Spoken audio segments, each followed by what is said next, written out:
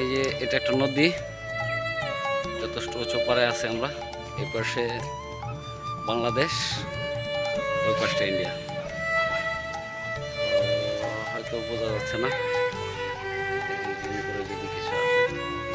একটা ট্রাক যাচ্ছে, এইটা ইন্ডিয়া ট্রাক, ইন্ডিয়া ট্রাক। তো ট্রাকটা যাচ্ছে, যা বোঝা গেছে হয়তো এ করার জন্য। ডাক বাংলো থেকে এখানে একটা এ করা হয়েছে, হার্ট অফ তেতুলিয়া, হার্টে তেতুলিয়া লেখা।